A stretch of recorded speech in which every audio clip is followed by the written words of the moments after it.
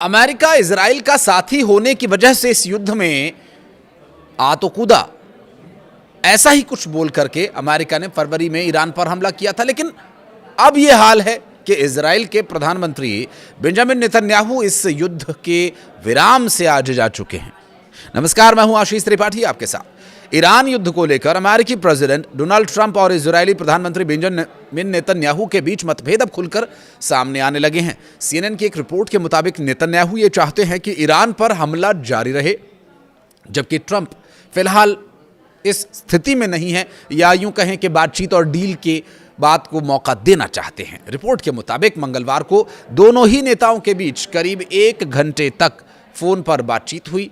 अमेरिकी अधिकारी ने यह बताया कि नेतन्याहू ने ट्रंप से कहा कि ईरान पर प्रस्तावित हमले रोकना गलती है और सैन्य कार्रवाई जारी रहनी चाहिए। सीएनएन के मुताबिक ट्रंप ने रविवार को नेतन्याहू को बताया था कि अमेरिका ईरान पर नए टारगेटेड हमले की तैयारी कर रही है। इस ऑपरेशन को ऑपरेशन स्लैश हैमर नाम दिया गया, लेकिन परवान चढ़ नहीं पाया। लेकिन अब करीब 24 घंटे बाद ट्रंप ने घोषणा कर दी है कि मंगलवार के लिए तय हमलों को फिलहाल रोक दिया गया है। ट्रंप ने कहा कि कतर, सऊदी अरब और यूएई जैसे खाड़ी देशों की अपील पर यह फैसला लिया गया। हैरानी की बात तो यह है कि अमेरिकी संसद में ईरान जंग रोकने वाला प्रस्ताव पास हो गया है। दरअसल अमेरिकी सीनेट में ट्रंप की सैन्य शक्तियों को सीमित करने वाला प्रस्ताव 50 से 47 के पास हुआ और 4 रिपब्लिकन सांसदों ने भी ट्रंप के खिलाफ वोट किया। अगर कानून बना तो ईरान के खिलाफ जंग जारी रखने के लिए ट्रंप को कांग्रेस की मंजूरी लेनी होगी। बौखलाहट में ट्रंप अपने चिर परिचित अंदाज में बयान पर बयान दिए जा रहे हैं। यूएस कोस्ट गार्ड अकेडमी में ट्रंप ने दावा किया कि ईरान की नौसेना और वायुसेना लगभग खत्म हो चुकी है। उन्होंने कहा कि अब सवाल सिर्फ ये है कि अमेरिका आगे पूरी कार्रवाई करेगा या ईरान समझौता। थोड़ी राहत होर्मुज से ज़रूर समझ में आ रही है, क्योंकि यहाँ पर ईरान की मंजूरी से 26 जहाज़ होर्मुज स्ट्रेट से गुजरे हैं। आईआरजीसी ने दावा किया कि पिछले 24 घंटों में 26 जहाज़ ईरानी मंजूरी के बाद होर्मुज स्ट्रेट से गुजरे। इसमें तेल टैंकर्स, कमर्शियल जहाज़ शामिल रहे। लेकिन अमेरिका और उसके सहयोगियों के लिए अभी समस्या पूरी तरह से ख़त्म नहीं हुई है। इसके लिए एहतियाती कदम भी उठाए जा रहे हैं। यूएई होर्मुज बाईपास करने के लिए नई पाइपलाइन बनाने पर काम शुरू कर रहा है, जहां एडीएनओसी ने कहा कि होर्मुज स्ट्रेट को बाईपास करने वाली नई तेल पाइपलाइन का 50% काम पूरा हो चुका है। युद्ध के बाद फुजैराह तेल हब पर ड्रोन हमलों की घटनाएं भी सामने आई हैं और यूएन की फूड एंड एग्रीकल्चर ऑर्गेनाइजेशन ने कहा कि होर्मुज में रुकावट बढ़ी तो दुनिया में खाद्य संकट और महंगाई बढ़ सकती है। एजेंसी ने देशों से वैकल्पिक सप्लाई रूट तैयार करने की अपील की। अमेरिकी विदेश मंत्री मार्को रूबियो ने कहा कि ईरान युद्ध के दौरान नाटो देशों के रवैये से राष्ट्रपति डोनाल्ड ट्रंप काफ़ी निराश हैं। रूबियो ने खास तौर पर स्पेन का जिक्र करते हुए कहा कि उसने अमेरिका को अपने सैन्य ठिकानों का इस्तेमाल करने की इजाज़त नहीं दी। उन्होंने कहा कि अमेरिका नाटो का हिस्सा इसलिए है ताकि ज़रूरत पड़ने पर वो यूरोप और मिडल ईस्ट जैसे इलाकों में अपने सैन्य ठिकानों का इस्तेमाल कर सके। रूबियो ने सवाल उठाते हुए कहा कि अगर कोई देश अमेरिका को अपने बेस इस्तेमाल नहीं करने देता तो फिर वो नाटो में क्यों है। उन्होंने कहा कि ट्रंप नाटो देशों के सहयोग से खुश नहीं है और अमेरिका इस मुद्दे को गंभीरता से देख रहा है। ट्रंप ने कहा कि होर्मुज पर किसी तरह का टोल नहीं लगना चाहिए।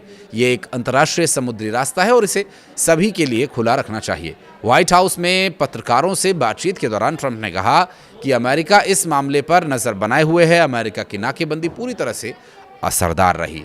ट्रंप ने कहा कि हम होर्मुज को फ्री देखना चाहते हैं, हम टोल नहीं चाहते। ये एक अंतर्राष्ट्रीय सी रूट है। हालांकि इससे पहले ईरान की आईआरजीसी नौसेना ने दावा किया था कि पिछले 24 घंटों में 31 जहाज़ होर्मुज से गुजरे और उनकी आवाजाही ईरान की निगरानी में हुई। ईरान में इंटरनेट शटडाउन की बात करें तो अब तक 83 दिन गुजर चुके हैं। इंटरनेट की सेवाएं बहाल नहीं हो पाई हैं।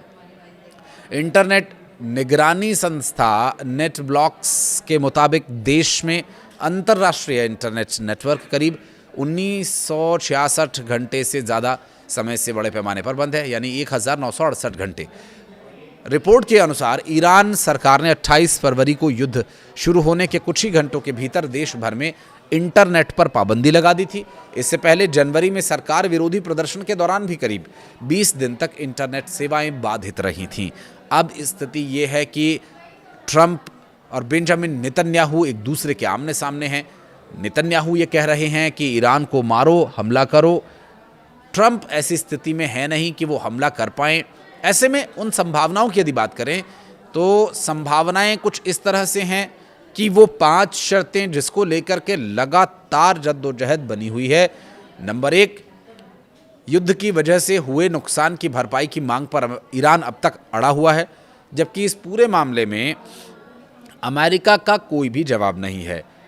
एनरिच्ड यूरेनियम को लेकर के जो एक थोड़ा सा झुकाव ईरान की तरफ से दिखाया गया, वो बस इतना था कि वो एनरिच्ड यूरेनियम सौंपेंगे, लेकिन अमेरिका को नहीं, किसी ऐसे देश को जो मध्यस्थता कर सकता है।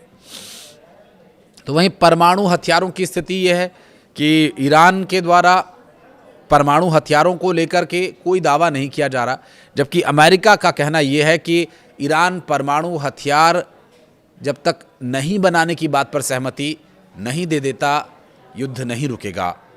जबकि ईरान का साफ कहना है कि हम अपने कोई ब्लूप्रिंट नहीं देने वाले।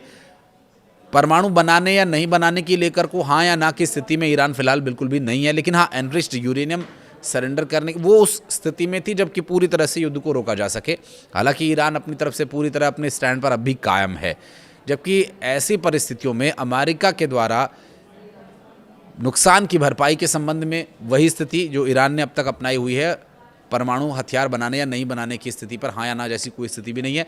तो अमेरिका के भी उस भरपाई को लेकर के भी कोई हाँ या कोई ना अब तक देखने को नहीं मिल रही है। स्ट्रेट ऑफ होर्मुज पर ज़रूर दोनों के बीच हाँ ना की स्थिति बनी थी, और वो हाँ ना ये थी कि अमेरिका ये कह रहा था कि हाँ हम ब्लॉकेज रखेंगे, और ईरान कह रहा था हाँ ये हमारे नियंत्रण में रहेगा। क्योंकि ईरान कह रहा है कि पूरी तरह से नियंत्रण ईरान का ही होना चाहिए, जबकि अमेरिका के द्वारा अब तक इस पूरे युद्ध के दौरान, उससे पहले भी, हालांकि युद्ध से पहले तो इतनी एक्टिवनेस नहीं थी स्ट्रेट ऑफ होर्मुज को लेकर, युद्ध के बीच में ही ये स्थिति बनी कि ईरान ने फिर ये कदम उठाया। तब तक ईरान की तरफ से भी यही कोशिश की जा रही थी कि अंतर्राष्ट्रीय ये मार्ग है तो अंतर्राष्ट्रीय मार्ग को किसी वजह से भी बंद करना ठीक नहीं होगा। लेकिन जब अमेरिका नहीं माना, इजराइल और अमेरिका ने मिलकर के ईरान पर हमला कर दिया, तो यहाँ पर स्थिति को ईरान ने अपने नियंत्रण में लिया। लेकिन ईरान ने अब जो हाल में कदम उठाया उससे ज़रूर लोगों को दुनिया भर में थोड़ी राहत मिलेगी, जहां स्ट्रेट ऑफ होर्मुज से कच्चे तेल और गैस के टैंकर्स लगातार निकाले जा रहे हैं। बीते 24 घंटों में 26 टैंकर्स अब तक निकाले जा चुके हैं, और जब तक ये शांति बहाल रहेगी, जब तक दोबारा से हमले शुरू नहीं हो जाएंगे, तब तक ये उम्मीद है कि कम से कम तेल टैंकर्स, गैस टैंकर्स वहाँ से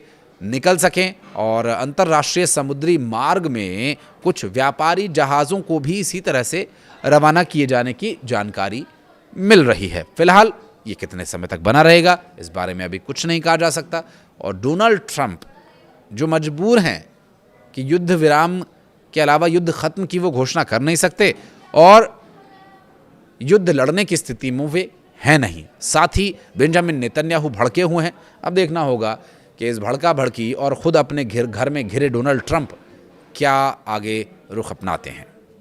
कुछ कहना चाहें तो कमेंट सेक्शन में ज़रूर बताइएगा। वीडियो को यहाँ तक देखने के लिए बहुत बहुत धन्यवाद।